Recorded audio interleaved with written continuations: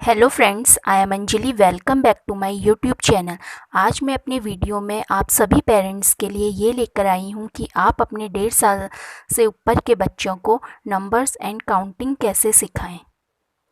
Maths और reasoning के लिए नंबर्स बेसिक कंसेप्ट्स हैं, और अगर नंबर्स की नॉलेज बच्चों को बचपन से ही बहुत अच्छे से हो जाए तो आगे चलकर बच्चों को मैथ्स में कोई प्रॉब्लम नहीं होती है। नंबर्स में अगर बच्चों को बचपन से ही कोई कन्फ्यूज़न नहीं होता है तो वो मैथ्स बहुत अच्छे तरीके से करते हैं। नंबर सिखाने के लिए सबसे ज़्यादा ज़रूरी है कि बच्चों को पहला स्टेप शॉर्टिंग सिखाएं। शॉर्टिंग मीन्स कि ऑब्जेक्ट्स को या किसी भी चीज़ को अलग अलग करना, उनको डिस्ट्रीब्यूट करना, उनको अलग अलग ग्रुप में बांटना।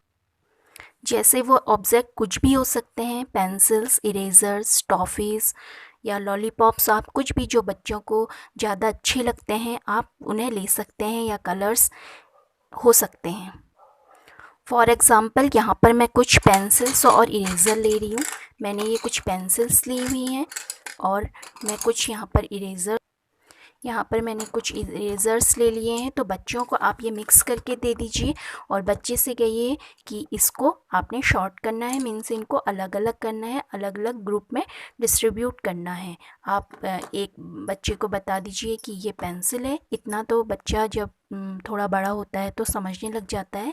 कि बच्चे से कहिए this is a pencil and this is an eraser. तो आप बच्चे को ये बोलिए कि इनको आपने अलग अलग रखना है, इनको अलग कीजिए। तो बच्चा क्या करेगा, पेंसिल्स को एक साइड रखेगा। आपने बताना है, पहले एक बार आप बच्चे को करके दिखा दीजिए।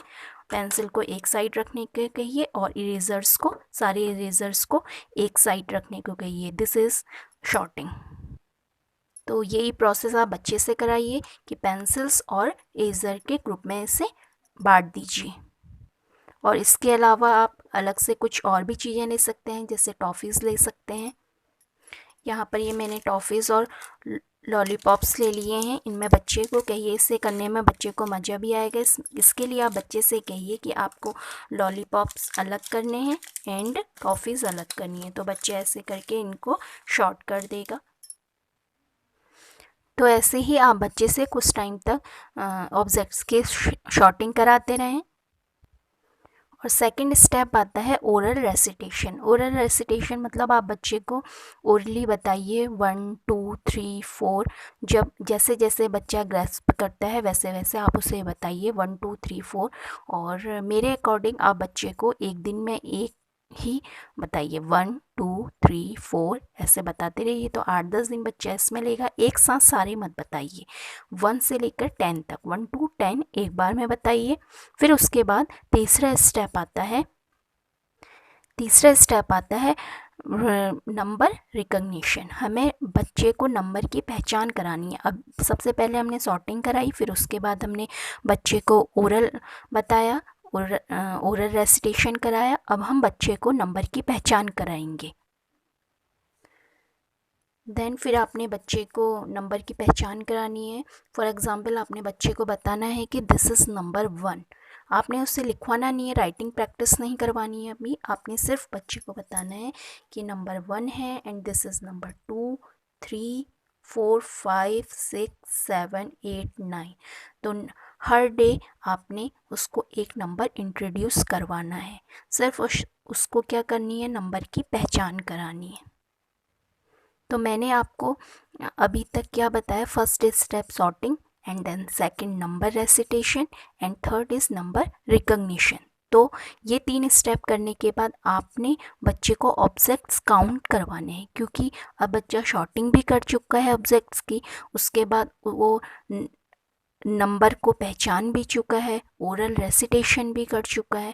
तो अब आपने क्या करना है, बच्चे को ऑब्जेक्ट जो आप सामान उसको दे रहे हैं, आप कुछ भी दे सकते हैं उसे। ज़रूरी नहीं है कि आपको पेंसिल ही देनी है, इरेज़र ही देनी है। जो भी आपके पास है आप बच्चे को ऑब्जेक्ट्स को काउंट करने के लिए कह सकते हैं। ऑब्जेक्ट काउंटिंग में आप स्टार्टिंग में ज़्यादा ऑब्जेक्ट ना लें और सेम टाइप के ऑब्जेक्ट लें। जैसे मैंने पेंसिल्स भी ली थी, इरेज़र भी लिए थे, पर काउंटिंग में मैं सिर्फ इरेज़र ले रही हूँ। या फिर आप हो सकता है कि पेंसिल्स भी ले सकते हैं और ऑब्जेक्ट भी बहुत ज़्यादा नहीं लें। कितने लें? 2 से 4 ऑब्जेक्ट लें और इनको बच्चों को काउंट करने के लिए कहें। आप बच्चे को काउंट करने के लिए कह रहे हैं तो ऐसे ना दें कि इसको काउंट कीजिए, ऐसे रख दिया आपने, बच्चे से कहा कि इसे काउंट कीजिए। ये सही मेथड नहीं है, क्योंकि इसमें हो सकता है बच्चा कंफ्यूज हो जाए। वो एक ऑब्जेक्ट को 2 बार भी काउंट कर सकता है। हमारे लिए बहुत इजी है, पर बच्चे के लिए ऐसे काउंट करना बहुत टफ होता है।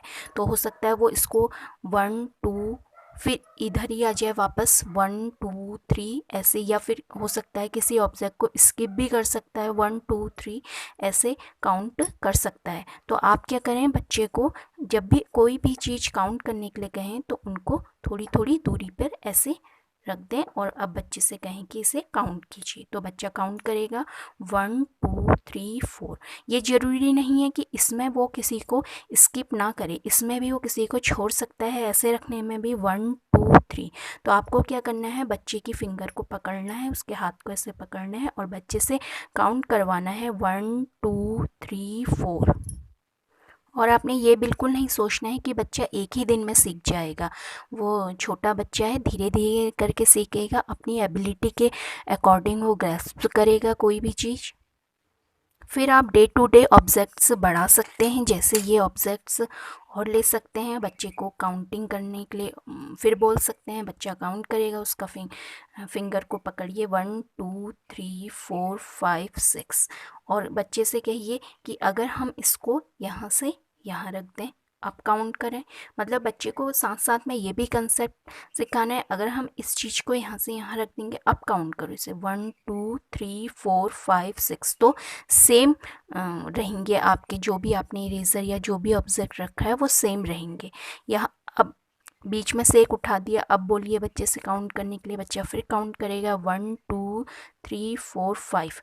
तो हो सकता है बच्चे से ज़्यादा काउंटिंग कराइए, ज़्यादा से ज़्यादा उसको इजी वे में उसके ऑब्जेक्ट को पज़ल कीजिए और एक साथ बहुत ज़्यादा काउंटिंग मत करवाइए। एक बार में उनको 1 to 10 तक के ही नंबर्स सिखाइए और उन्हीं नंबर्स की हेल्प से आप उन्हें काउंटिंग कराइए। ये नहीं कि आपने एक ही साथ उन्हें 11 12 एंड 20 30 तक करवा दिए, इससे बच्चा कंफ्यूज हो सकता है।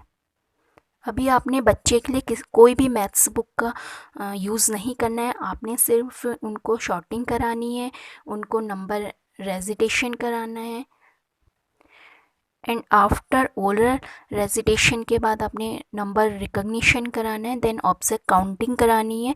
पहले आपने सेम ऑब्जेक्ट काउंट कराने हैं, उसके बाद जब बच्चे को प्रैक्टिस हो जाए तो आप उनके क्या कर सकते हैं कि ऑब्जेक्ट्स को चेंज कर सकते हैं, मीन्स एक दो डिफरेंट ऑब्जेक्ट ले सकते हैं। जैसे अब आपने क्या किया, पेंसिल भी ले ली, तो इससे क्या होगा, बच्चा अब इसको भी काउंट करेगा 1 2 3 4 5 6 7 8। तो उसमें क्या होगा, पहले वो सेम ऑब्जेक्ट काउंट कर रहा था, अब वो डिफरेंट टाइप के ऑब्जेक्ट भी काउंट करेगा। फिर साथ में आप एक दो और बढ़ा सकते हैं, ये भी रख सकते हैं, अलग अलग ऑब्जेक्ट्स को काउंट करना भी सिखा सकते हैं। और आप इन ऑब्जेक्ट्स के साथ जो बच्चों के वो आते हैं, ब्लॉक्स आते हैं, उनको भी यूज़ कर सकते हैं। तो इन्हीं बेसिक स्टेप्स के साथ मैं आज अपना वीडियो यहीं पर ही एंड करती हूँ। आप इन्हीं 5 स्टेप्स को बच्चों को सिखाते और आपने ये स्टेप्स बच्चों को रेगुलरली सिखाने हैं। मैं ये स्टेप्स फिर से बताती हूँ। First is sorting, object sorting, second is oral recitation, third is number recognition, and fourth is same object counting, and fifth is different object counting। तो इन्हीं बेसिक स्टेप्स के साथ आज का वीडियो यहीं पर ही एंड करती हूँ। अगर वीडियो पसंद आया हो तो प्लीज़ लाइक कीजिए, कमेंट कीजिए, शेयर कीजिए एंड सब्सक्राइब कीजिए। Thanks for watching and keep watching.